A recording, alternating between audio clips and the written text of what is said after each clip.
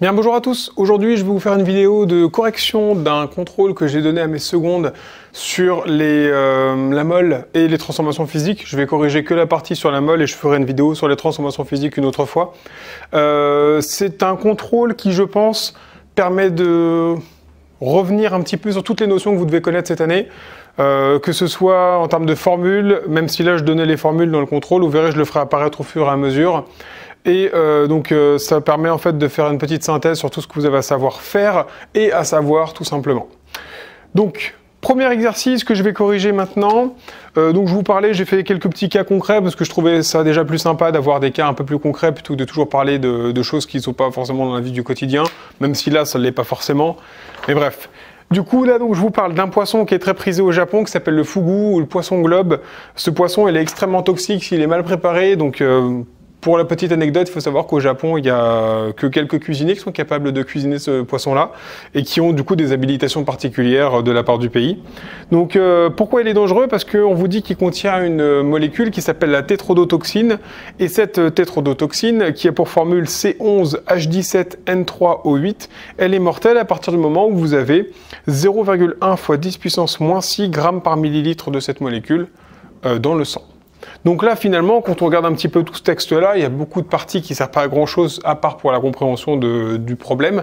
Sinon, en fait, quand on regarde un petit peu, on a besoin de la formule brute de la molécule C11H17N3O8 et de savoir que sa concentration massique mortelle, on va mettre Cm, qui est égale à 0,1 fois 10 puissance moins 6 grammes par millilitre. Ce que je vous conseille, vraiment, c'est toujours de faire ça, c'est-à-dire ressortez les données chiffrées et les données potentiellement importantes dans un exercice. Tout le reste, vous le laissez de côté. Ça vous permet qu'en fait, quand vous avez une question, de vous dire, ok, donc là, il va falloir que j'utilise telle ou telle chose, telle ou telle donnée. Il n'y a aucun moment où je devrais utiliser autre chose que ces données qui sont là. Si vous ne le faites pas, en fait, c'est que vous êtes déjà normalement assez bon. Mais le risque, en fait, c'est à un moment donné d'être bloqué à une question et de vous dire, bah, finalement, en fait, j'y arrive pas, alors que je pense que vous seriez capable d'y arriver. Alors, qu'est-ce qu'on vous dit? On vous dit que le corps humain contient 4 litres de sang. Et on vous demande du coup quelle est la masse maximale en grammes de toxines que peut ingérer un humain. Donc, on vous dit que si on a cette concentration massique là dans le sang, c'est-à-dire 0,1 10 puissance moins 6 grammes de cette molécule pour 1 millilitre de sang, alors dans ce cas-là, je suis quasiment certain de mourir. Je sais que j'ai un volume de 4 litres de sang et on me demande une masse. Donc là, concentration massique, c'était ma seule donnée. J'ai un volume, on me demande une masse. Il faut que ce soit clair pour vous. La formule à utiliser, c'est Cm égale M sur V. Alors, c'est pas dans ce sens-là qu'il va falloir l'utiliser, mais en tout cas, c'est dans ce sens-là que vous devez la connaître déjà de base. Et moi, je cherche la masse. Je vous rappelle, donc du coup, soit la technique de la pyramide, par exemple, pyramide ici, je mets le Cm parce qu'il est à gauche, le M il est en haut, donc je le mets en haut, le V il est en bas, je le mets en bas. Si je veux M, c'est donc égal à Cm fois V. Sinon, vous cachez ça, encore une fois, c'est égal à Cm fois V. Donc, moi je cherche la masse. Donc j'écris que la masse de toxine mortelle, masse on va dire mortelle, ça va être égal à Cm fois V. Alors la concentration massique, on fait très attention, elle était donnée en grammes par millilitre.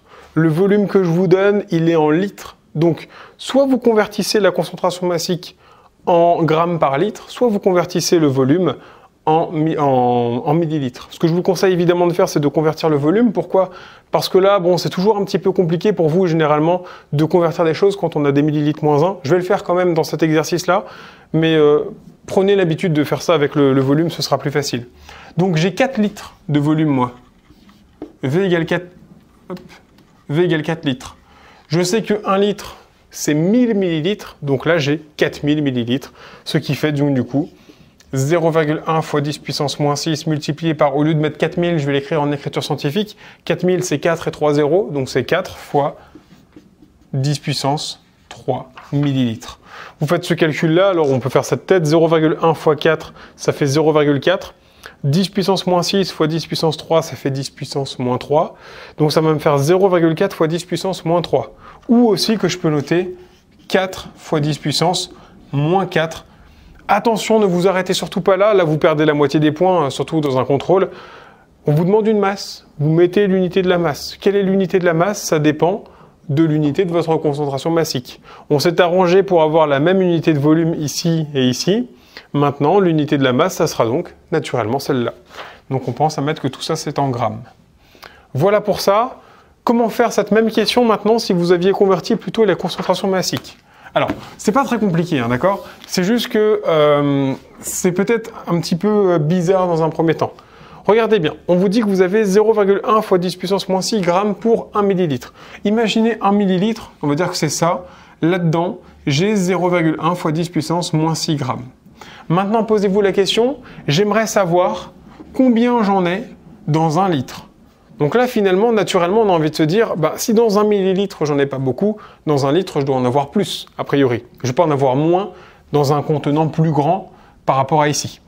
Donc, forcément, je me dis, ah bah dans ce cas-là, ça veut dire que la concentration massique, quand je vais regarder en grammes par litre plutôt qu'en grammes par millilitre, elle doit être plus grande. Et là, à partir de ce moment-là, vous avez tout compris. Vous savez que 1 litre, c'est 1000 millilitres. Donc finalement, qu'est-ce que je suis en train de faire là? Je suis en train de regarder un volume qui est 1000 fois plus grand que celui-là. Donc la concentration, elle est aussi 1000 fois plus grande. 0,1 fois 10 puissance, moins 3 grammes par litre. Donc, je pense que le plus clair, c'est vraiment de faire ça, ou à la limite, donc voilà, maintenant que ça s'est fait pour le calcul là, on va le garder de côté, ou à la limite de se dire ça. Je sais que j'ai 0,1 fois 10 puissance moins 6 grammes pour 1 millilitre. Je me pose la question pour 1000 millilitres, c'est-à-dire 1 litre. Ça fois ça divisé par ça, et ça y est, j'ai le résultat, j'ai ma concentration massique en litres. Donc bon, bah, ça marche aussi, de toute façon, c'est exactement ce que je viens de faire là. Voilà. Faites comme vous le sentez, soit vous convertissez du coup l'unité de volume, soit la concentration massique, peu importe. Là, comme on va l'utiliser qu'une seule fois dans l'exercice, ça valait pas le coup de convertir la concentration massique. Pour la question 2, maintenant que j'ai trouvé la masse, on me demande la masse molaire de la molécule. Alors pour la masse molaire de la molécule, ça c'est quelque chose de très facile. On n'oublie pas, donc on écrit ça avec un grand M, de C11H17N3O8. Alors là on va vite parce que la molécule elle est un peu longue, mais sinon on devrait écrire 11 fois, vous voyez, 11 fois la masse molaire du carbone, plus 17 fois la masse molaire de l'hydrogène, plus 3 fois la masse molaire de l'azote, plus 8 fois la masse molaire de l'oxygène. Si j'ai oublié les lettres, ça va pas le faire. Voilà. Donc il faut faire ça. Et donc ça, bon, soit vous les connaissez par cœur, dans ce cas-là, ça va plus vite, mais sinon, c'était donné ici dans l'exercice. La masse molaire du carbone, c'est 12 grammes par mol. La masse molaire de l'hydrogène, c'est 1 gramme par mol. La masse molaire de l'azote, c'est 14 grammes par mol. Et la masse molaire de l'oxygène, c'est 16. Donc là, il suffisait de faire 11 fois 12, plus 17, plus 3 fois 14, plus 8 fois 16. Et vous trouviez 319 grammes par mol. Voilà. Pour l'instant, ça c'est le genre de questions normalement qui sont assez gratuites et que vous aimez bien faire parce que c'est assez facile. Voilà. Maintenant, une fois qu'on en est là, il faut vraiment commencer à comprendre un petit peu là où on en est. J'ai trouvé la masse maximale que je pouvais ingérer avant de mourir. J'ai trouvé la masse molaire. Naturellement, la prochaine question, ça va être un calcul de quantité de matière. Quand on a masse et masse molaire, on s'y attend un petit peu. Donc, je vérifie quand même, mais c'est bien ça, un calcul de la quantité de matière. Donc question 3, ici. Hop, on applique bêtement, j'ai presque envie de dire, la formule M égale M sur grand M, c'est-à-dire le 4 fois 10 moins 4 de tout à l'heure, 4 fois 10 moins 4 grammes divisé par 319. Et ce calcul-là vous donne le résultat, attention, n'oubliez pas s'il vous plaît, en mol, 1,25 fois 10 puissance moins 6 mol.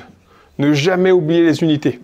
De 1, parce que ça veut dire que si vous les oubliez pas, vous êtes en train de comprendre ce que vous faites. Et de 2, parce que ça vous coûtera des points. Donc soit faites-le pour gagner des points, soit faites-le parce que vous comprenez un petit peu la physique. Mais dites-vous bien que si vous ne mettez pas les unités, ça peut être n'importe quoi. Et d'ailleurs, tout à l'heure, imaginez que je me trompe d'unité. Et là, ça peut être le pire en fait. Si je ne mettais pas des grammes par millilitre et que je précisais pas, ça pourrait être des grammes par litre, des grammes par millilitre, des grammes par mètre cube par exemple. Et ça varie énormément. Parce que pouvoir ingérer 1 gramme par millilitre, ça me laisse une grande marge. Pouvoir ingérer 1 gramme par litre, ça me laisse une petite marge finalement. Parce que si je pouvais prendre, imaginez j'ai 4 litres de sang, pour pas être diabétique, il ne faudrait pas que je prenne plus de 4 grammes par litre de sang. 1 gramme par litre de sang, bon, au maximum j'ai le droit à 4 grammes de sucre dans mon corps. Alors que si c'était 1 gramme par millilitre, dans ce cas-là, j'aurais le droit à 4 mg de sucre dans mon corps. Et là, ça va. Voilà pour cette question, très rapide, hein, ça pour ça. Question 4. Calcule le nombre maximal de molécules cette fois-ci. Donc, il faut, à partir de ce moment-là, dans ce genre de questions, c'est certainement à partir de là que vous allez commencer à bloquer un petit peu. Quand vous bloquez sur ce genre de questions-là, refaites un petit point de là où vous en êtes. Vous aviez une masse.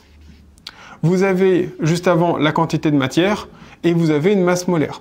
Ce qu'il faut toujours se dire, c'est est-ce que la question qu'on me pose maintenant aurait pu être posée à l'étape d'avant? Et sinon, dans ce cas-là, ça veut dire que ce que je viens de calculer juste avant va me servir pour la question qui suit. Donc là, bon, étaient rappelées les formules, mais je vous rappelle que bon, les connaître par cœur, c'est quand même pas mal. J'ai une quantité de matière, on me demande un nombre maximal de molécules, je me dis que la formule qu'il va falloir utiliser, c'est celle-ci. Pourquoi? Parce que là, ça vous donne la quantité de matière connaissant le nombre maximal de molécules, et ici le nombre d'Avogadro qu'on connaît déjà, bien sûr. Donc bah là, c'est plutôt bien, sauf que moi, il me faut le n, je fais comme tout à l'heure, je le cache, donc ça fait ça fois ça. Donc n égale n fois na.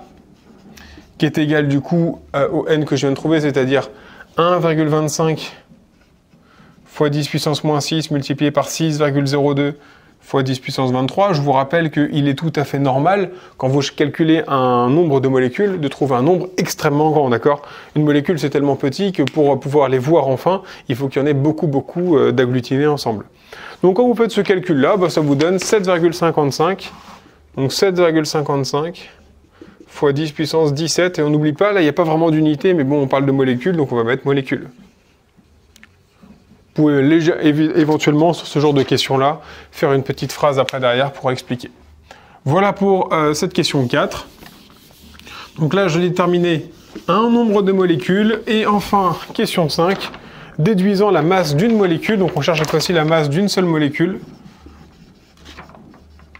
Et là pareil, admettons que je ne sache pas comment faire, je me pose la question, est-ce que cette question aurait été plus difficile avant la question d'avant? Je regarde, est-ce que en fait à un moment donné j'ai un lien entre le nombre de molécules et la masse d'une molécule? Je me dis bah oui finalement, parce que moi qu'est-ce que je connais? J'ai trouvé le nombre de molécules, le grand N là, qu'il y avait dans les 4 fois 10 puissance moins 4 grammes initialement de molécules que j'avais ingérées. Donc je connais la masse de toutes mes molécules, je connais le nombre de molécules totales. Bon, bah pour trouver la masse d'une molécule, c'est tout bête finalement. C'est la masse totale divisée par le nombre de molécules.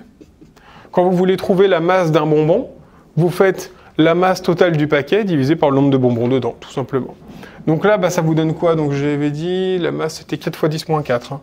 4 fois 10 moins 4, que je divise par, c'était 7,55 fois 10 puissance 17. Donc là, c'est tout à fait normal de trouver un nombre qui va être très très petit. Je cherche la masse d'une molécule, et la masse d'une molécule, c'est évidemment très faible. Et ça fait 5,3 fois 10 moins 22. 5,3 fois 10 puissance moins 22 grammes. Attention, on n'oublie pas, pourquoi en grammes? La masse était donnée en grammes, donc mon résultat est en grammes. Super important de mettre une unité. Ça pourrait, imaginer que je me trompe et que je mette, je sais pas, par exemple, kilogramme, bah, je me trompe d'un facteur 1000 sur la masse d'une molécule. Okay, ce qui n'est pas rien, hein. Si vous vous trompez d'un facteur 1000, du coup, tous vos résultats sont faux à 1000 près, c'est quand même énorme. Voilà pour ce premier exercice qui, du coup, résume, dans un premier temps, tout ce que vous devez savoir faire sur la meule. Voilà, en fait, là, vous avez quasiment tout. Alors, après, tout ce qui va se passer pour les prochains exercices, c'est qu'il y aura de plus en plus de choses à faire en une seule question, alors que là, il n'y avait vraiment qu'une étape à suivre à chaque fois. Et il y aura un peu plus de produits en croix, etc. Exercice 2, donc ça, c'est plus important maintenant.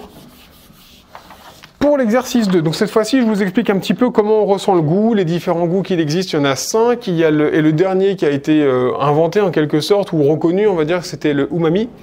C'est le goût savoureux, le fait que voilà, vous avez ce goût si particulier du champignon, du fromage, l'espèce de goût un peu doux, quoi, en quelque sorte, le goût savoureux, on appelle ça le goût savoureux, c'est l'umami. Et ce goût-là, donc on vous dit qu'en fait il vient des molécules qu'on appelle les glutamates de sodium, et on vous en donne du coup la formule, le schéma de Lewis de cette molécule. On vous demande de trouver la masse molaire de cette molécule. Alors c'est tout bête. Vous comptez dans un premier temps le nombre d'atomes qu'il y a. Donc là, vous voyez qu'il y a 1, 2, 3, 4 oxygènes. Donc on commence généralement par le carbone pour trouver la molécule.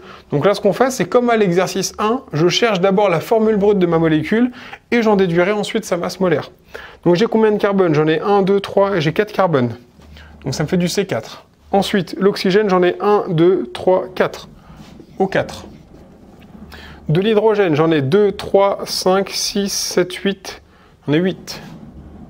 2, 4, 5, 6, 7, 8. H8. Donc attention, quand vous voyez un CH2 comme ça, le 2 n'est bien que pour l'hydrogène, il n'est pas pour le carbone. Sinon, on aurait mis une parenthèse globale et le 2 après. Un azote. Et voilà, et on n'oublie pas le Na final. Voilà. Le fait qu'il y ait des ions, ça n'a aucune importance sur la masse, puisque comme vous le savez, la différence entre deux ions, c'est tout simplement la masse d'un électron. Et le truc, c'est qu'un électron, c'est 1000 fois plus petit, 1000 fois plus léger que la masse d'un proton et d'un neutron. Et donc, en fait, on les fait même pas rentrer en ligne de compte quand on regarde la masse d'un atome, parce que c'est trop léger par rapport à la masse totale de l'atome.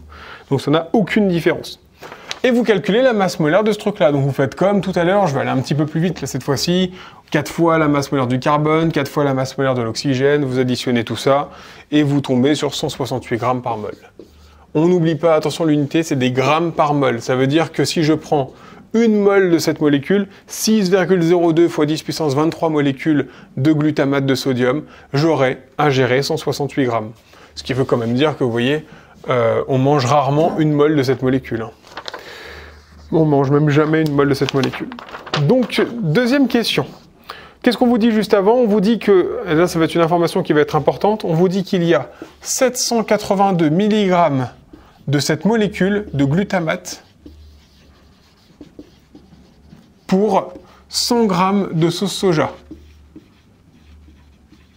Oups. Donc à chaque fois que vous ingérez 100 g de sauce, vous aurez cette masse-là de glutamate. Ok. On vous dit ensuite que dans un restaurant japonais, un client a mangé 12 sushis, aucune importance visiblement ça. Il a vidé le 5e d'un flacon de 100 ml. Et on vous précise la masse volumique de cette sauce. Ok. Donc s'il a vidé le 5e d'un flacon, donc il a vidé en divisant 5 le volume, donc V, donc 100 ml, le volume ingéré, c'est donc 100 ml divisé par 5, c'est-à-dire qu'il a bu, en quelque sorte, 20 ml de sauce. Et on vous donne sa masse volumique, 1,3 g par millilitre. Donc là, j'ai pris la liberté, vous voyez, de calculer directement ce que faisait le 5e du flacon. Pourquoi? Parce que noter sur votre copie un 5e du flacon de 100 ml, c'est pas une information. Vous, votre information qui vous intéresse, c'est le résultat de ce 5e. Donc calculez-le. Prenez cette liberté-là pour ensuite être tranquille. Première question du coup, enfin deuxième question maintenant. Calculer la masse de sauce soja que le client a ingérée. Bon, ça c'est tout bête, regardez pourquoi. Qu'est-ce que je connaissais sur la sauce soja? Je sais qu'il a vidé un 5e du flacon. Tiens, je connais un volume. On me demande une masse. Qu'est-ce qui relie masse et volume? On a l'habitude maintenant, c'est la masse volumique. Je sais que M c'est égal à ρ fois V. Rappelez-vous que c'est la même formule en gros que pour la concentration massique, mais ça n'a rien à voir. La concentration massique, c'est pour regarder quelle est la masse de soluté dans une solution globale. Donc par exemple, ça pourrait être intéressant de regarder la concentration massique en glutamate dans une sauce. Comment j'aurais fait? Je divise la masse totale. Alors imaginez que la sauce, je sais pas, elle fasse 100 grammes, pourquoi pas. Donc voilà, j'ai 782 mg de glutamate que je divise par le volume total de ma solution. Par contre, la masse volumique, c'est complètement différent. C'est peser toute la solution et diviser par le volume de cette solution. Donc là, je m'intéresse aussi à l'eau qui est contenue en quelque sorte dans la solution. Ok ?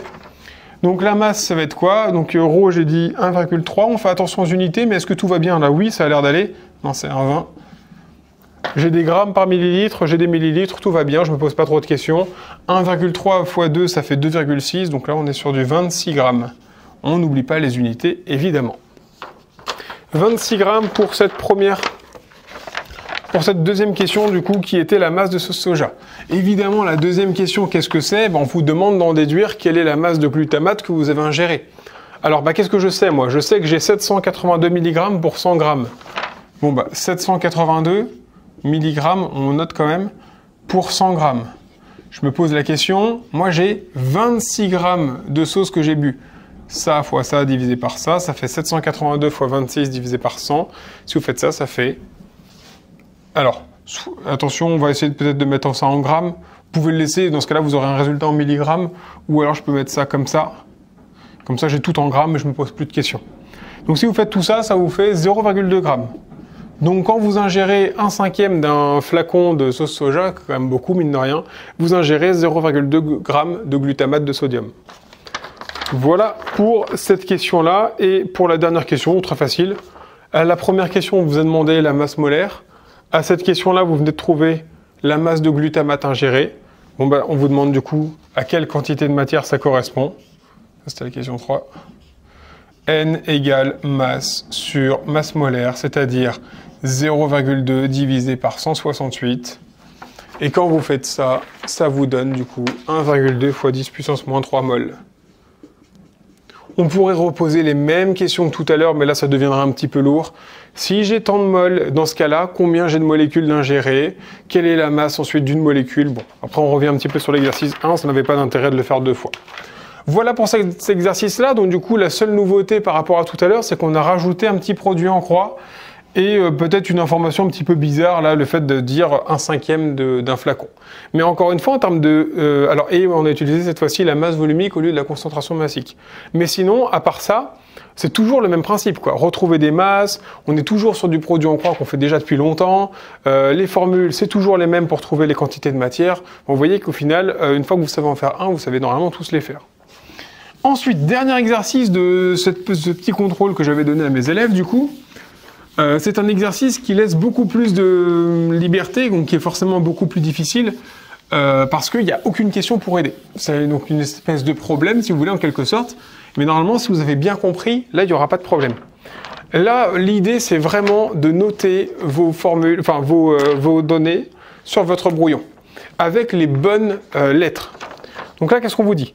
Une molécule a une masse molaire de 119 grammes par mol. Ok, je note. Grand M égale 119 grammes par mol. Ensuite, qu'est-ce qu'on me dit? Sa masse volumique. Masse volumique. Rho égale 8 grammes par millilitre. Ok, très bien. Ensuite, le flacon, on vous dit que pour 30 millilitres, ça coûte 800 €. Ok. Et on a N égale 2,32 fois 10 puissance moins 3 mol. Faites l'effort de faire ça. Pourquoi?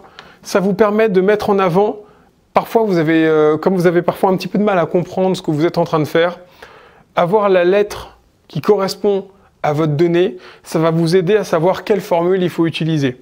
Quand c'est marqué masse molaire, ça ne vous parle pas forcément et du coup, vous ne voyez pas forcément ce grand M et parfois, même avec la formule devant vous, vous ne saurez pas qu'il faut utiliser la formule avec du coup petit m et grand M. Donc faites cet effort-là et vous allez voir qu'après, ce sera beaucoup plus facile. Quelle est la première question? Alors, il y a deux questions en une. Hein.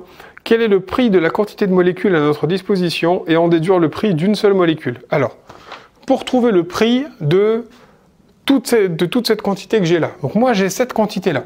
Finalement, vous voyez, la seule donnée que j'ai sur ce que moi je possède, c'est ça. Tout le reste, ce sont en quelque sorte de la théorie sur la molécule de façon générale. Mais la seule donnée précise que j'ai sur ce que moi j'ai devant moi, c'est ça. Donc je vais forcément partir de ça. Moi, je vais vouloir un prix. Or, quelle est la seule donnée qui est reliée au prix du flacon? C'est un volume. Donc il faudrait que je passe d'une quantité de matière N en mol à quelque chose en volume. Donc je sais qu'à un moment donné, il va falloir que je repasse par la masse qui va me permettre de repasser au volume par la masse volumique, et ça y est, j'aurai le prix. Mais ce cheminement-là, il vient forcément à un moment donné parce que vous vous êtes dit, je veux un volume, or, pour avoir un volume, je sais que j'ai une masse volumique, donc je sais que je vais devoir utiliser la masse volumique. Le problème, c'est que pour avoir une masse volumique, il va me falloir une masse, or moi, je n'ai pas de masse pour l'instant, donc il me faut une masse. Donc là, on est parti. Je pars de ce que je connais, N égale M sur grand M, et je veux une masse. Ça y est, ça c'est bien parce que ça je l'ai et ça je l'ai. Donc la masse c'est N fois grand M, c'est-à-dire du coup 2,32 fois 10 puissance moins 3 multiplié par la masse molaire qui était de 119 grammes par mol. Une fois que vous faites ça, vous trouvez normalement 0,28 grammes. Alors, pour avoir du coup la masse, maintenant évidemment la formule, on va pas la laisser comme ça, il va falloir qu'on la tourne. Donc du coup, moi ce que je veux c'est la masse, donc N fois la masse molaire. Et une fois que je fais ça, bah, du coup, qu'est-ce que j'ai? J'ai la quantité de matière qui est là, j'ai la masse molaire qui est là-bas. Ça fait 2,32 fois 10 puissance moins 3 que je multiplie par 119. Si je multiplie ces deux-là, ça va me donner 0,28 grammes. 0,28 grammes. Ça devient intéressant. Pourquoi? Parce que ça y est, maintenant, j'ai la masse. Comme j'ai la masse, qu'est-ce qui va m'intéresser? Moi, je veux le volume, hein. N'oubliez pas, d'accord? Je veux un prix. Je veux savoir combien coûte ce que j'ai sur moi. Or, pour avoir l'accès au prix, il me faut un volume. Donc, pour ce volume-là, pour trouver un volume, il va falloir que... Donc, je me suis servi de la masse. Pourquoi? Parce que maintenant, j'ai la masse volumique. Et la masse volumique va me permettre de déduire mon volume. Comment? Ben, je sais que ρ égale m sur v. Et moi, je veux v. Quand vous voulez v, vous échangez les deux comme ça. Ça vous donne du coup v égale m sur ρ. Et ça, du coup, ben, la masse, vous l'avez, ça fait 0,28. Et la masse volumique, vous l'avez aussi, elle fait 8 grammes par millilitre. On fait attention, du coup, aux unités, masse en grammes, masse volumique en grammes par millilitre, tout va bien. Mon volume sera donc donné en millilitres. Attention à ça. Donc, ça nous donne 3,5 fois 10 moins 2.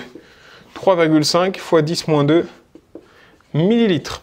Une fois que j'ai ça, qu'est-ce qui m'intéresse? Ben, maintenant, je veux le prix. Je sais que 30 millilitres coûte 800 €.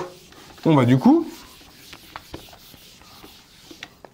30 millilitres coûte 800 €. Moi, je sais que j'ai ici 3,5 fois 10 puissance moins 2 millilitres. J'aimerais savoir combien ça coûte. Donc là, ben, en fait, c'est proportionnel. Donc, je vais faire un produit en croix. Ça fois ça divisé par ça. Si vous faites ça, vous allez trouver 0,92 centimes. Donc voilà, ma quantité de matière que j'avais devant moi me coûte 92 centimes. Alors après, on vous pose une autre question qui n'a aucun intérêt pratique, mais qui a un intérêt pour manipuler un petit peu des formules, encore une fois. Je vous demande quel est le prix d'une seule molécule cette fois-ci. Alors qu'on soit bien d'accord, le volume, là, pour trouver un nombre de molécules grâce à un volume, on ne fait pas, on ne sait pas faire ça. Par contre, qu'est-ce que je sais? Comment je fais pour trouver le nombre de bonbons dans un paquet? Je me rappelle, ah oui, effectivement, il fallait la quantité de matière pour ça. Et oui, parce que si je connais ma quantité de matière, je sais que le nombre de bonbons dans un paquet, le nombre de molécules dans un paquet de mol, c'est n égale n fois Na, le nombre d'Avogadro, c'est-à-dire 2,32 fois 10 puissance moins 3, multiplié par 6,02 fois 10 puissance 23. Et avec ça, ça y est, je trouve le nombre de molécules, qui est un nombre très grand évidemment, c'est-à-dire ici, je trouve 1,4 fois 10 puissance 21, 1,4 fois 10 puissance 21 molécules.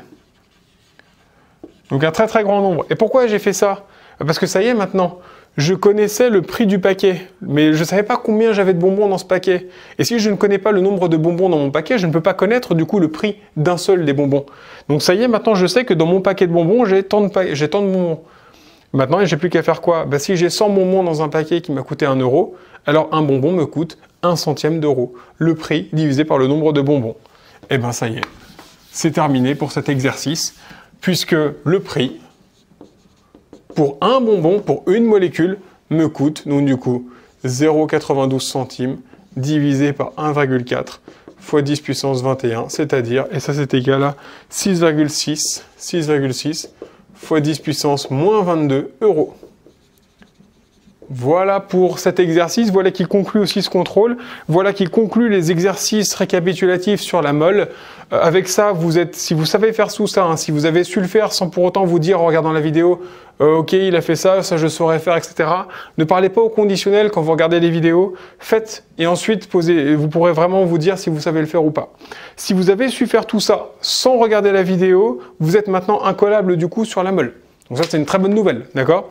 Ça veut dire que vous avez tout compris et que là, il n'y a plus aucun exercice qui peut être plus difficile que ça, puisque tout autre exercice ne manipulerait que ce que je viens de faire aujourd'hui dans les exercices. Maintenant, il faut identifier vos difficultés s'il y a encore des choses qui bloquent.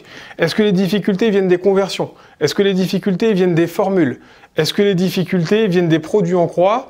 Ou est-ce que les difficultés viennent carrément d'une compréhension du chapitre? Si les difficultés sont mathématiques, je vous invite à refaire du coup, donc si c'est les problèmes de conversion, mangez des conversions en fait. Faites des tableaux de conversion, convertissez des volumes, amusez-vous à faire des trucs comme ça. Vous allez voir qu'à la fin, vous serez incollable. Mais il faut le faire, d'accord? Pareil pour si votre problème c'est de tourner les formules, j'ai déjà fait des vidéos où je montre 2 à 3 techniques pour tourner les formules, vous faites ce que vous voulez, mais il faut que maintenant vous y arriviez, d'accord? Surtout dans ce chapitre-là, hein, parce que à partir du moment où vous avez une formule, vous voyez qu'à chaque fois, on peut s'en servir de 3 façons différentes d'une formule. Donc savoir les tourner, c'est la moindre des choses. Ensuite, donc ça, pour vous entraîner là-dessus, il n'y a pas vraiment d'entraînement à proprement dit, puisqu'il suffit de refaire des exercices, en fait, et à force, ça va finir par être assez fluide. Si votre problème, c'est le produit en croix, normalement, ça devrait aller, ça, mais on ne sait jamais. Quand vous voyez une situation de proportionnalité, en fait, il faut déjà repérer des situations de proportionnalité. Pour ça, faites des exercices de type collège, repensez à des choses proportionnelles dans votre vie. À chaque fois que vous voyez quelque chose, des prix, quand vous faites des courses ou des choses comme ça, essayez de vous poser les questions. Ça paraît un peu bête de se poser des questions comme ça, d'accord, mais bon, ça peut permettre de développer une certaine logique, en fait. Posez-vous les questions, est-ce que la situation que je regarde devant moi, elle est proportionnelle? Est-ce que parce que aujourd'hui il fait 8 degrés, demain il fait 10 degrés, est-ce que du coup entre les deux il a fait 9 degrés? Bon bah ça, des choses comme ça, vous voyez, est-ce qu'il y a une proportionnalité? Est-ce que s'il fait 8 degrés le matin et qu'il fait 12 degrés l'après-midi, est-ce que ça a augmenté de façon proportionnelle de 8 à 12? Peut-être que non, peut-être que ça a diminué puis que ça aurait augmenté un peu plus vite. Bref, posez-vous des questions, voir si les situations pour vous sont proportionnelles.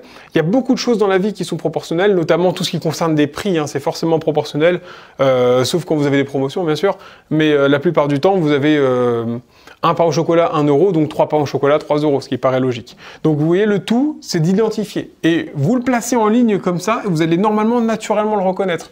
Vous allez souvent avoir, en fait, à chaque fois, la situation initiale, donc ce qu'on vous donne, là, 30 ml donne 800 euros, et vous allez avoir une des autres données. Je vais vous dire, ah bah tiens, à ma disposition, j'ai 15 euros, combien de millilitres je peux acheter? Produit en croix. Ah tiens, à ma disposition, j'ai 10 millilitres, combien ça me coûte? Produit en croix de nouveau. D'accord? Voilà, si tout ça, ce ne sont que des barrières mathématiques, il faut vous entraîner. Si le problème vient carrément de la compréhension du chapitre, j'ai déjà fait 3 vidéos sur la mole, il faut les regarder à nouveau, et il faut vous replonger à fond dans ce cours-là. Pour être bon là-dedans, il faudra refaire des exercices et vous poser la question à chaque fois du sens physique de ce que vous faites. C'est-à-dire, ok, ça veut dire quoi ce que je viens de trouver? Et ça vous permet aussi en même temps de vous poser la question de ah oui, il faut que je pense à mettre mes unités. Quand vous oubliez de mettre des unités à des résultats, c'est généralement que vous ne comprenez pas ce que vous faites. Donc, reposez-vous la question, qu'est-ce qu'on me demande de calculer? Ah, je veux calculer un volume. Un volume, c'est quelque chose qui prend de la place dans l'espace. Donc, c'est une unité de millilitres ou des litres ou des choses comme ça. Voilà. Refaites les choses. Il faut pas que dans cette vidéo, vous soyez en train de vous dire ok, je pense savoir, je saurais faire ce qu'il a fait, j'ai vu comment ça donnait. Ne vous dites pas, j'ai compris ce qu'il a fait, aucun intérêt. Dites-vous plutôt, je sais faire ce qu'il a fait. Et pour ça, il faut mettre en pause la vidéo et refaire des exercices au fur et à mesure que je l'ai fait dans les vidéos. Et dans le temps que je l'ai fait, là, vous voyez, j'ai mis peut-être, je sais pas, 30-35 minutes à les faire, et j'ai expliqué plein de choses à côté. Finalement, voilà, bon, c'est le temps que vous devriez mettre. Vous devriez même normalement diviser ce temps-là par 2, mais dans un premier temps, mettre 30-35 minutes à faire 3 exercices comme ça, bon, c'est pas mal. C'est pas mal déjà dans un premier temps. Voilà pour cette vidéo, j'espère que j'ai été assez clair. Si ça n'a pas été le cas, n'hésitez pas à me le redire, du coup, soit dans les commentaires, soit quand on se reverra pour mes élèves. Et j'espère que ça vous a aidé et que ça suffira pour la suite. N'oubliez pas que ce chapitre est extrêmement important, notamment pour ceux qui iront en spécialité physique en première, parce que ce chapitre-là, vous allez le retrouver dans toute la chimie après. Donc vous ne pouvez pas passer à côté de ça. Je vous remercie pour votre attention.